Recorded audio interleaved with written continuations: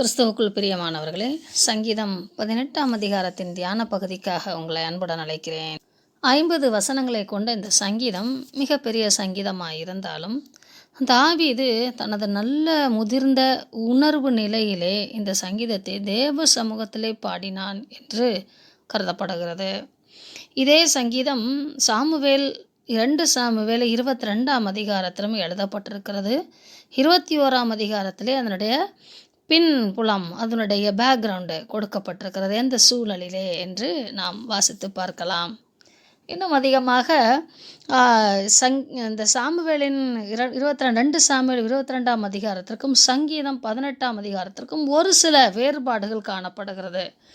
இன்னும் பார்க்கும்போது சங்கீதம் மிக தெளிவாக இருக்கிறது.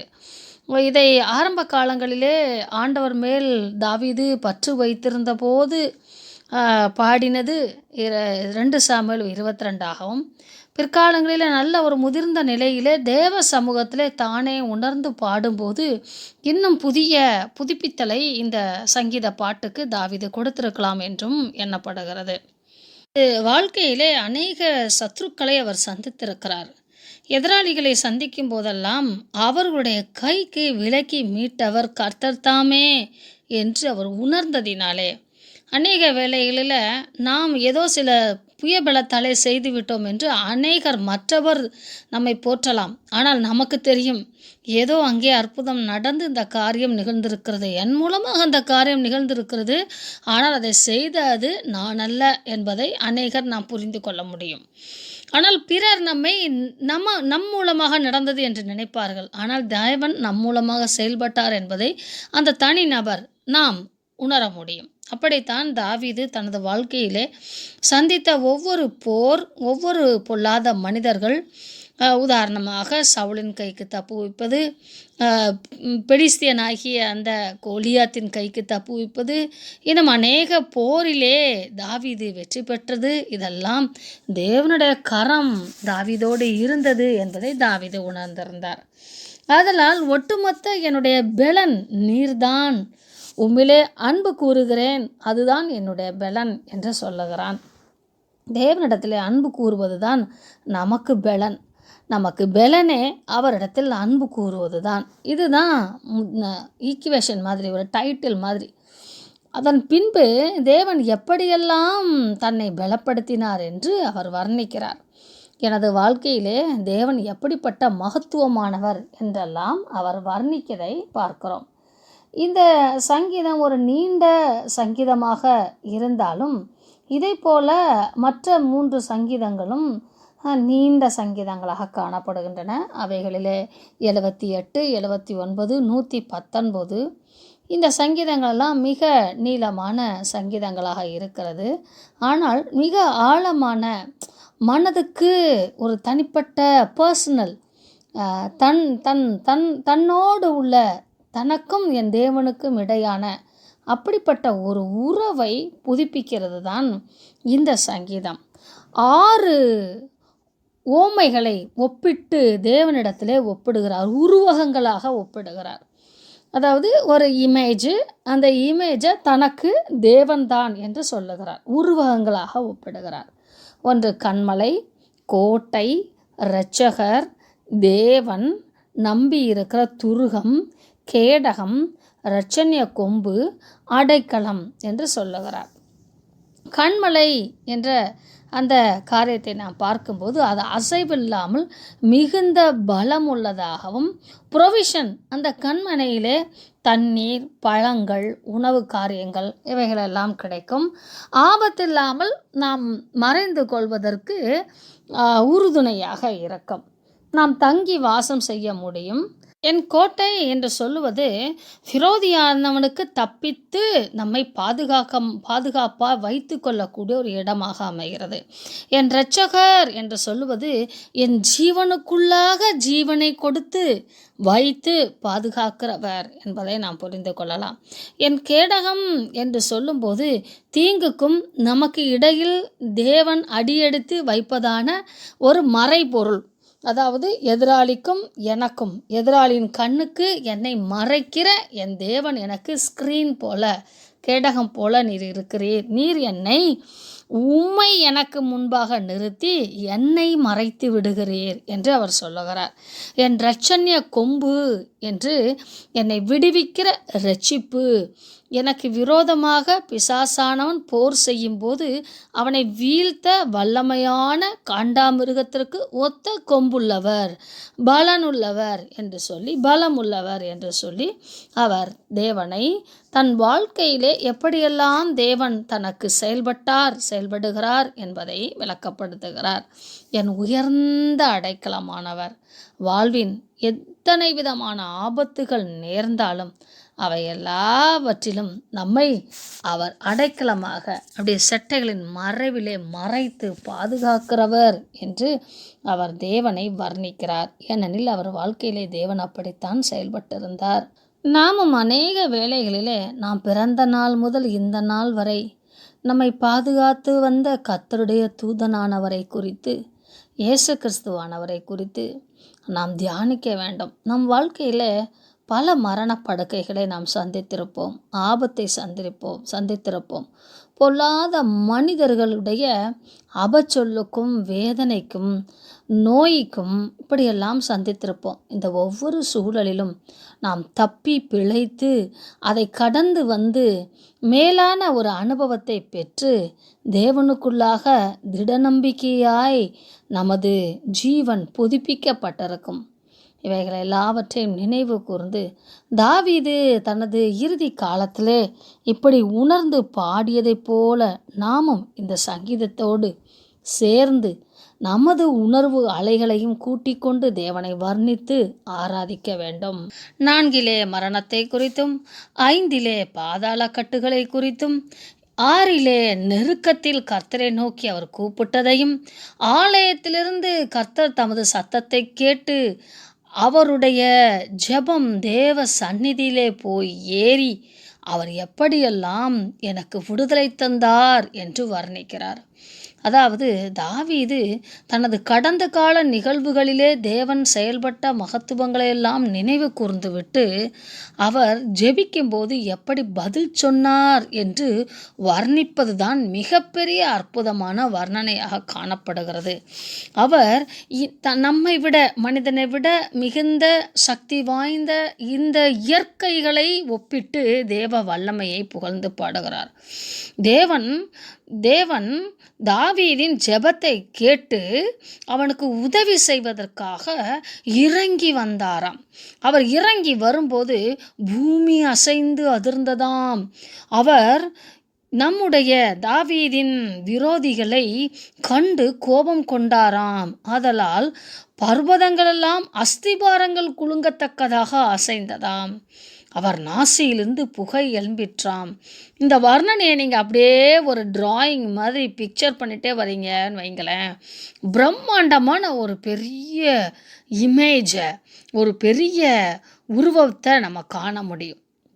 அப்படிப்பட்ட தேவனுடைய மகிமையை, அவர் எவ்வளவு பராக்கிரமசாலி என்று தாவீது தன் காலத்திலே கண்ட ஒவ்வொரு வலிமையான பொருட்களோடு கூட, நிகழ்வுகளோடு கூட, சக்திகளோடு கூட தேவனை வர்ணிக்கிறார்.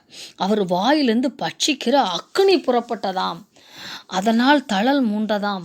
அவர் வானங்களை தாழ்த்தி இறங்கினாராம். அப்படியே மேகமே அப்படி இறங்கி வருதாம். அவர் பாதங்களின் கீழ் காரிருள் இருந்தது. கேருபீன்கள் மேல் வேகமாய் ஏறி சென்றார். அதாவது பூமிக்கும் வானத்துக்கும் உரிய தேவன் என்று சொல்லுகிறார். காற்றின் செட்டைகளை கொண்டு பறந்தார். அப்படியே முழு காற்றே அவர் கூட போகுதாம். இருளை தமக்கு மறைவிடமாக்கினார். கரும் புலன்களையும் ஆகாயத்து கார்மேகங்களையும் தம்மை சூழ கூடாரமாக்கினார். அவர் அப்படியே ஒரு கலங்குதான். இந்த பூமி ஒரு சுற்றுதான். அப்படியே அண்ட சராசரங்களும் நடுங்குதான். அவருடைய வர்ணனையை பாருங்க. அவருடைய சந்நிதி பிரகாசத்தினால் அவருடைய மேகங்கள் பறந்து விலகிற்று. தாவீது தேவனை பார்க்கிற அந்த விதம் வானத்துக்கும் பூமிக்கும் பரமண்டலத்துக்கும் பாதாளத்துக்கும் உரிய தேவனை அவர் காண்கிறார். கல்மலையும் நெருப்புத்தழலும் வானத்திலிருந்து சொரிந்ததாம். கர்த்தர் வானங்களிலே குமுறினாராம். அப்படியே இடி மின்னல்கள் குமுறுவது போல தேவன் குமுறினாராம். உன்னதமானவர் தமது சத்தத்தை தொனிக்க பண்ணினார். கல்மலையும் நெருப்புத்தழலும் விழுந்தது. என்னை ரட்சிப்பதற்காக தேவன் என்னெல்லாம் செய்தார் தெரியுமா? இயற்கை முழுவதையும் பயன்படுத்தி என்னை ரட்சித்தார் என்று சொல்லுகிறார். ஒருவேளை தாவீது இயேசு கிறிஸ்துவுக்காக பிதாவாகிய தேவன் செயல்படுகிற விதத்தை தரிசனமாக கண்டு மேசியாவுக்கு முன் அடையாளமாக கூட இந்த சங்கீதத்தை எழுதியிருக்கலாம். தம்முடைய அம்புகளை எய்து அவர்களை சிதறடித்தார், மின்னல்களை பிரயோகித்து அவர்களை கலங்க பண்ணினார். இது லூசிபரின் கூட்டத்திற்கு விரோதமாக தேவன் செய்யும் போரின் வர்ணனையாக இருக்கிறது. அப்பொழுது கர்த்தாவே, உம்முடைய கண்டிதத்தினாலும் உம்முடைய நாசியின் சுவாச காற்றினாலும் தண்ணீர்களின் மதகுகள் திறவுண்டு பூதளத்தின் அஸ்திபாரங்கள் காணப்பட்டது. பார்த்தீங்களா, பாதாளம் முதற்கொண்டு தெரியுதான். தேவனுடைய அந்த சுவாச நாசியிலிருந்து வர காற்று அவ்வளவு ஸ்பீடாக இருக்கான். செங்கடலை இரண்டாய் பிறந்தார் அல்லவா, அது கீழ்காற்றை அனுப்பிதான் பிளந்தார். அப்போது தேவனுடைய நாசியிலிருந்து வர காற்று இந்த பூமியில் இருக்கிற அத்தனை தண்ணீர் மதகுகளையும் திறந்து விடுமாம். திறந்து பாதாளம் காணப்படுமாம். பூதளத்தின் அஸ்திபாரங்கள் காணப்பட்டதாம். உயரத்திலிருந்து அவர் கையை நீட்டி என்னை பிடித்து, வாவ், இதுதான் மிக அருமையானது. அவர் இறங்கி வருகிற அந்த தோரணை எப்படி இருக்கிறது? இறங்கி வந்து என்னை கைப்பிடித்து தூக்கி அந்த ஜலப்பிரவாகத்திலிருந்து என்னை தூக்கி விட்டார். என்னிலும் அதிக பலவானாயிருந்த என் பலத்த சத்ருவுக்கும் என்னை பகைக்கிறவர்களுக்கும் என்னை விடுவித்தார். எத்தனை நம்பிக்கையாய் அவர் வர்ணிக்கிறார் பாருங்க. என் ஆபத்து நாளில் எனக்கு எதிரிட்டு வந்தார்கள், கர்த்தரோனா அவர் மாத்திரமே. எல்லாரும் எனக்கு எதிராக வந்தாங்க, ஆனால் அவர் மாத்திரம் எனக்கு ஆதரவாக இருந்தார். ஆதரவாக இருந்தது மாத்திரமல்ல, என்னை விசாலமான இடத்திலே கொண்டு வந்து என் மேல் பிரியமாயிருந்தபடியால் என்னை தப்புவித்தார் என்று அழகான ஒரு வர்ணனையை இங்கே வைக்கிறார். தாவீது எத்தனையோ விதமான போர்களை புரிந்திருக்கிறார். அந்த ஒவ்வொரு போரிலும் நடந்த அற்புத நிகழ்வுகளெல்லாம் ஒன்று கூட்டி திரட்டி கவிதை நடையிலே வர்ணனையாக புகழ்ந்து பாடியிருக்கிறார். இந்த சங்கீதம் 1-2 வசனங்கள், the Lord is my strength, ultimately அவர்தான் எனக்கு பலனானவர் என்று சொல்லிவிட்டு, the Lord is my rescuer, redeemer, அவர்தான் என்னை பாதுகாக்கிறவரும் விடுவிக்கிறவரும் என்று சொல்லி 3-19 வசனங்கள் வரைக்கும், 20-40 வசனம் வரைக்கும் த லார்ட் இஸ் ஃபெய்த்ஃபுல், நம்முடைய ஆண்டவர் எவ்வளவு உண்மையுள்ளவர் என்பதை விளக்கப்படுத்துகிறார். 20ஆம் வசனத்திலே, கர்த்தர் என் நீதிக்கு தக்கதாக எனக்கு பதிலளித்தார், என் கைகளின் சுத்தத்திற்கு தக்கதாக எனக்கு சரி கட்டினார் என்றால், தேவன் பதிலளிக்கிறவர், ஆனால் நமது நீதியையும் தேடுகிறவர் அவர், நமது சுத்தத்தையும் அவர் தேடுகிறவர் என்பதை நாம் பார்க்கிறோம். தாவீது தேவனுக்கு பயந்து தேவ நீதியிலே நடக்க தன்னை ஒப்பு கொடுத்தான். அவனுடைய கை சுத்தமாய் இருந்தது, அதை அவர் சரி கட்டுவார், கணக்கு பார்ப்பார், நியாயம் தீர்ப்பார் என்று சொல்லுகிறார்.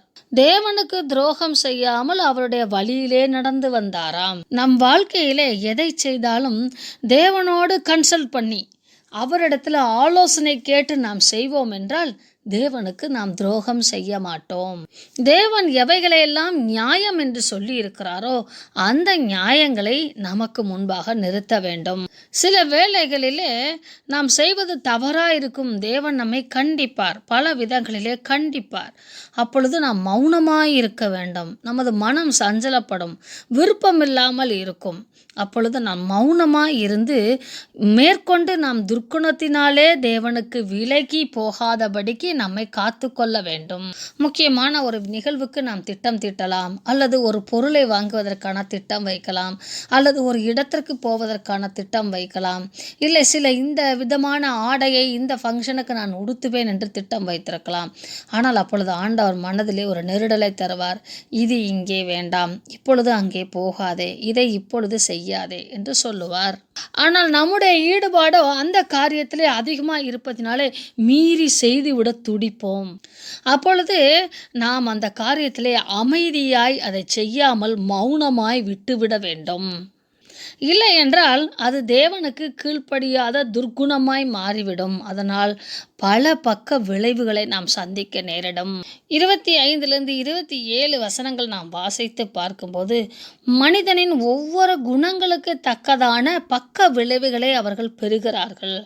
தயவுள்ளவனுக்கு அவர் தயவு காட்டுவாராம், உத்தமனுக்கு அவர் உத்தமனாய் நடப்பாராம், புனிதனுக்கு அவர் தம்மை புனிதனாக காட்டுவாராம்.